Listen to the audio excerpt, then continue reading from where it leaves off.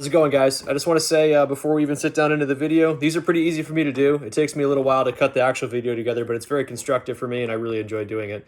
So if you're looking to get this kind of thing done on some of your videos, don't hesitate. Just send me a message or email me.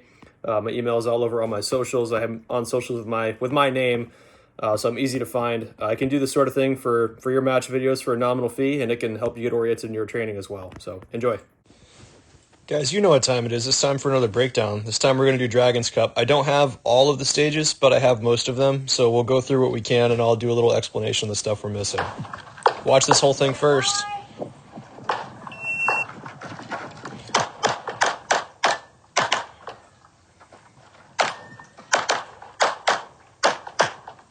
Ooh.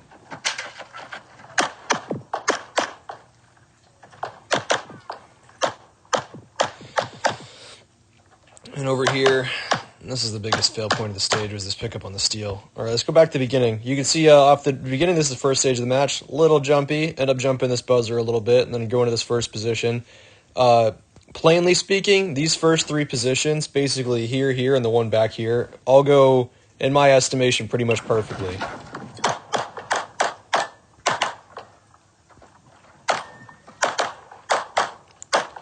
This position was tough, like getting this coming in and like nailing this lean and then being able to pedal basically. I knew you had to make like about 3 yards of motion from here to here to be able to unlock this target in the back. The other option was shoot this from like way over in the section that I go to after. People were shooting it from across like over this way, which I really didn't care for. This part's fine. Right here, you can see this. I'm shooting at a bobber right here. You can see it actually, like, swinging right over here. And you had to shoot it from this position. Coming in, I was just trying to crank 2 shots, like, kind of as it was going away, and ended up getting 2 Charlie, like, up in the face on the target. So that's not awesome.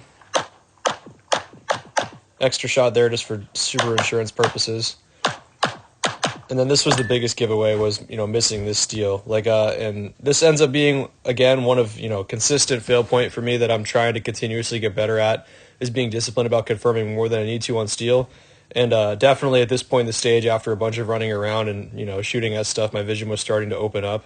And, I missed it. So it's something that still needs to continue to be worked on. Does that look like an appropriate amount of confirmation? Like when you watch the behavior of the gun? That wasn't nothing. It's not like I was just a hoper. It just wasn't quite enough. Next stage. All right, this is going to be a first for an LSAT breakdown. This is going to be really cool, so we'll just watch it the first time. The top run here is the first attempt. The second run was a reshoot. I ended up not picking up the last couple shots through this window over here on the first attempt, so I had to redo it. And it's really interesting to see the pacing. These started within like a fraction of a second of each other. It's really interesting to see how, like, the lap time, like leaving various arrays, is very, very similar.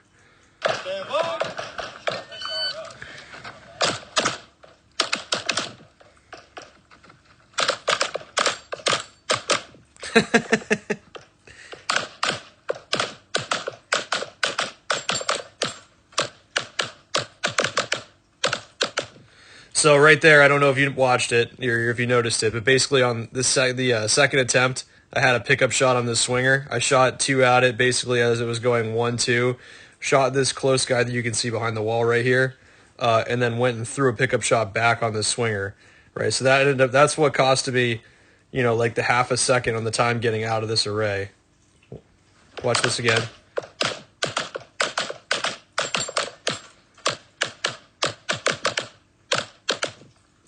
But almost the same time. So yeah, the times are almost exactly the same body language wise, right? We'll go to the end of this. I think you can pretty well tell which run I like better. Attempt number 1, body posture. Attempt number 2. I knew I dropped a pile of points in that first run, especially in the first 2 positions. I was pretty sure I left at least 2 or 3 Charlies out there. So when they said, hey, reshoot, I'm like, all right, well, this is an opportunity to shoot a little bit more diligently. Or lock down some different fundamental aspects better, like pick spots better, et cetera, et cetera. And that's what I did. Had 1 extra shot. I think it was probably like a little under a half second back, but definitely with better points. I'm going to have to clip this one and post it separately because this is pretty cool to watch. All right, back to work. I had a break to put that last video on Instagram because that was really awesome.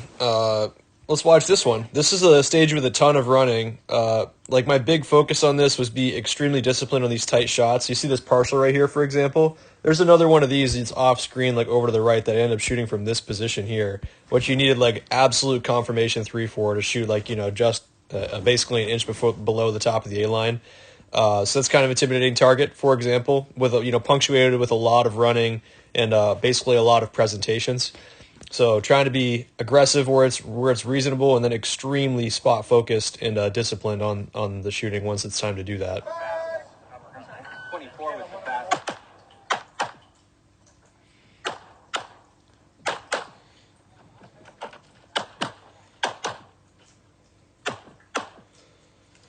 Don't like that exit.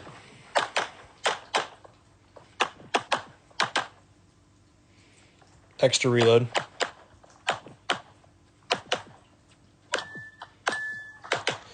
So there's a couple things. This ended up being an stage win for the division, but there's a couple things here that I don't like, and some hurt more than others. These first two positions are great. Like watching the behavior of the gun here, especially on this tight partial, like this makes me pretty happy. Watching these fundamentals be locked in the way they are.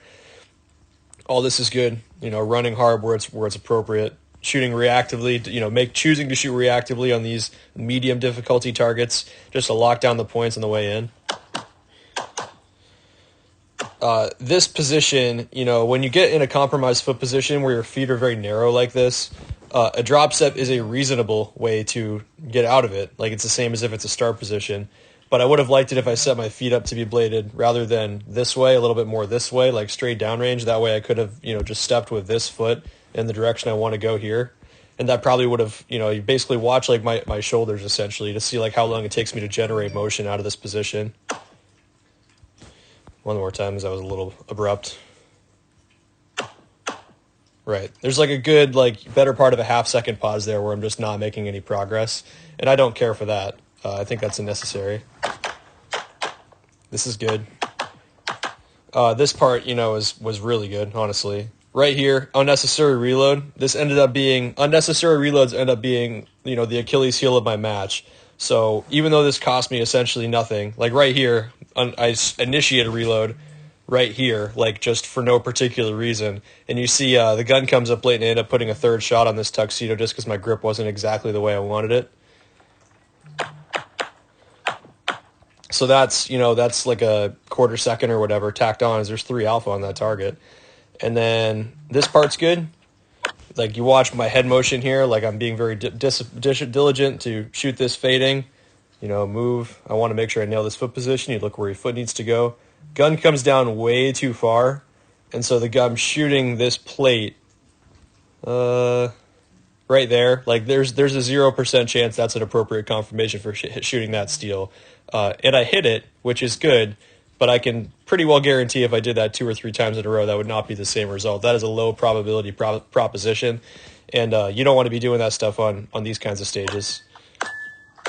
And then in a race to stop the timer at that point, I just threw this gun over and ended up having, I don't know, probably can't see it, but it was like Alpha Charlie down here, just, whipping the gun over. And you can see that in the motion of the gun here. And you can even see in this position, this elbow drops in rather than making it into a straight transition, which is pretty lame. So overall, a very good result, but definitely a lot of meat on the bone still here for stuff that I would like to fix. And this is the catastrophic run that I talked about online a little bit. So essentially you're starting, it's a visual start, so you're not going to hear a start signal, but you start gun and mags on the table. I grab the gun, I grab 2 mags. And my intent was to use the pouch just because you can see, I have to you can see that's quite a ways away down there. I have to end up getting all the way to the middle position down here. So rather than use the magnet, which I know is prone to have the mag shift around, especially if I end up at a low position, which I will, I wasn't trusting the magnet to have the mag in a consistent position or just not pretty much fall off. So I decided to try to use the front mag pouch instead, and that ends up being kind of costly, as you'll see right here. Fiddling around, finally loaded, and this already is in my head. And this I haven't even talked about the fact that I've changed my plan a few times here. Extra shot on that tux, extra shot on that other tux, and this is the big issue. I have 3 more targets to shoot after I leave this window, and just impulsively, I know I shot 2 extra shots, just did a ejecto automatic reload, like, on a subconscious involuntary reload. So I shoot 6 extra shots that aren't supposed to come from this second magazine. So I'm going to be tight on ammo. I come down here, shoot my way reactively onto that open target, lock down the points, hit both these plates back here, which is good. We'll let you watch this. Nice aiming, shoot that other partial. Plate, hit both those. And then you can't see it, but basically out of frame over here, I have a partial plate that I have like that much, edge of a plate to hit. And the level of confirmation was just not sufficient. So I shoot 4 or 5 extra shots at that. Swinger array, and then there's a stack, again, out of frame over here. There's a target stack with basically 2 targets like this with a partial. And you can see I end up running out of ammo prior to that last target.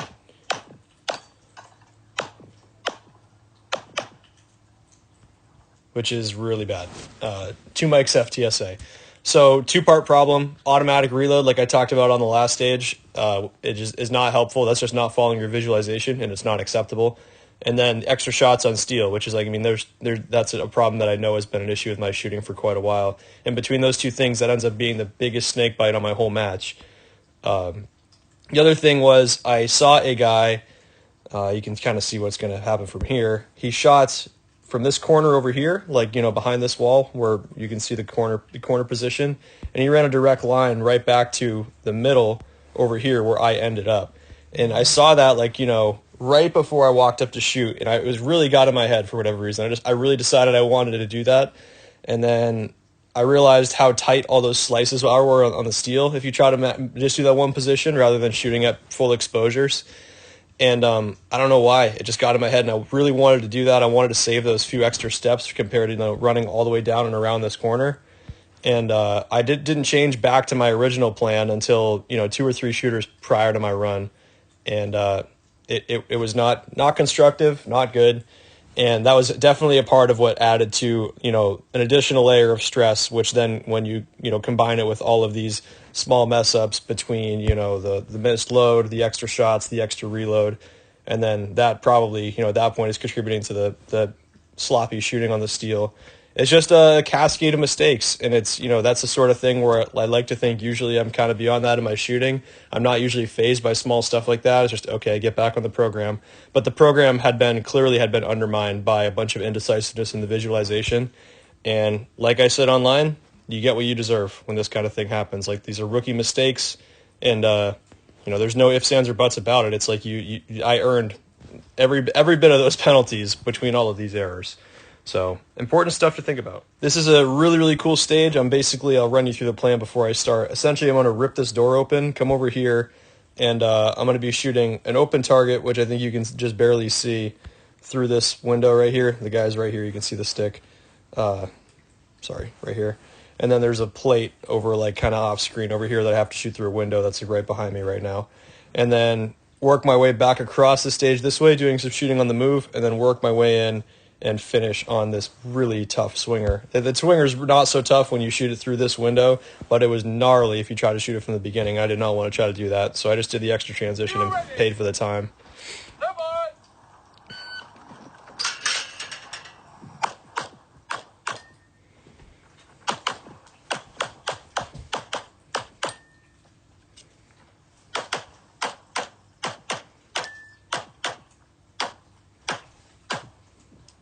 So 3 extra shots again, which is a little aggravating. You see I have an extra shot on this plate, which, given it was pretty far and it was through a really small opening in the wall. Again, I'm not loving this exit where my weight is dropping down, and see how long it takes before watch my head and shoulders. Like, see how long it takes before I'm leaving this window. It's like it's a good half-second delay before I'm able to make any progress. This section is great. Like, this shooting on the move is super clean. It was all really good points. Get to this position. You had to kind of stand up tall to get at this. There's a popper. You heard it when you watched the full video, but it's off screen out here that you got to shoot through this window. Extra shot there, just kind of being a little bit reckless, treating the steel like it's a slot machine. And then came down here, and this part was fine. Hit the steel, hit the tux, and then I ended up having, I think, Alpha Charlie Delta on this swinger. So, I mean, ultimately, that was justified to shoot the extra shot there. Picking that thing up through this blind window with opaque barriers is not easy. And the first shot, I thought it looked like it was over the shoulder, but ended up being on the D. So that extra shot was warranted. But the other two, I mean, you're looking at the better part of a second that's tacked onto your score just for not being quite responsible enough. I did a plan on this one that I don't think was honestly that good. And we'll talk about it.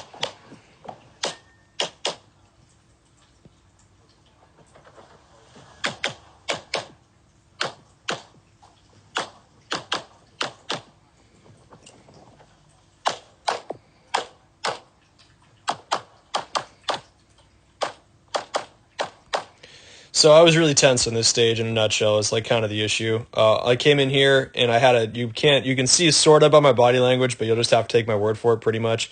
I shot an Alpha Delta on this first target around this lean, just basically dragging off, for the transition going to the left. Transition down, smack this plate, smack this other target. That's all fine. See, this movement here is not very aggressive. Like really not very aggressive. This window part is fine. Transition up. From right to left, you can't really see it now, but you have essentially popper, swinger, which you can take, one shot per pass, and then an open target. I shot an extra on this popper, hit it, shoot the swinger. Shot two extras on the pass up. I realized I had time to, and I was able to lock down both alphas at the second pass, and then exit on this open target. Reload here. This part is fine. And then you can see here, I took a conservative plan on this section by shooting what I call direct report. So you hit the activator and go directly to this thing rather than trying to bounce my transitions back around. Like shoot this target in the back here, which that's a lot of people did. They shot activator, target, dropper, and then they were kind of like really working for it to get that second shot on this thing. You can see this first shot goes like way wide right, and it's a delta down there. It blasts a big old sideways hole in the target. Just basically being tense, like my hand tense stuff. I'm like, all right, you hit it. Okay, don't mess it up. And then you jerk the shot over. So I again barely got that on there. Ended up getting Alpha Charlie on the second two shots. So I'm eating Alpha Charlie on a target that I was supposed to have a conservative plan on. So overall, just not a super clean performance. I think this ended up being an okay score, even with kind of the dumb plan and some of the problems. But not that great points, not really that great of a time. So again, lots of meat left on the bone here, just for a little bit more of a competent, clean execution. This was probably the highest hit factor stage of the match, which means you can kind of lean on the gas a little bit more.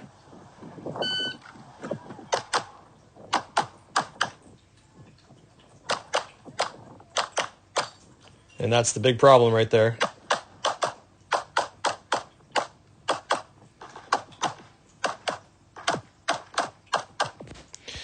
So two big issues as I see it. This part is fine. I'm shooting a little bit slower than I could probably lock down these points just because I don't want to get reckless first thing on the stage. Come over here. This part is good. Nice, diligent, reactive shooting while my body is moving around. And then just way over transition. You see the shot goes wide right.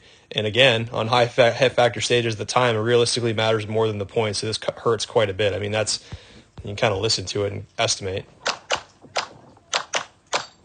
Probably 3/4 of a second. If you think about how much faster this transition from here to here would have been, and then also the extra transition back up.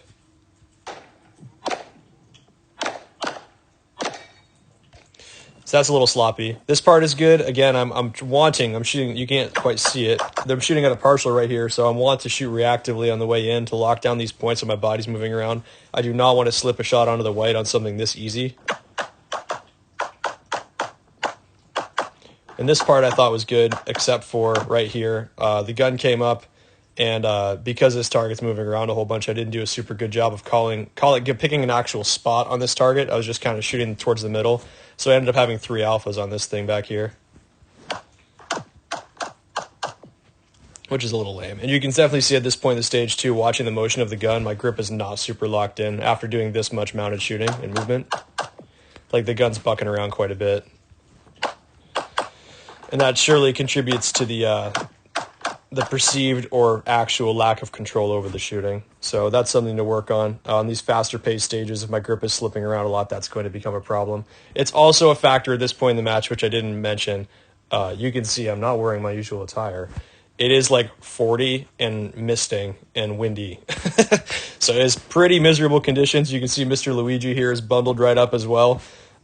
So that's not an excuse by any means, but it is a contributing factor, and it's something that makes it so you have to be more diligent about making those kinds of fundamentals changes happen the way you want to. So still your job to control the outcome.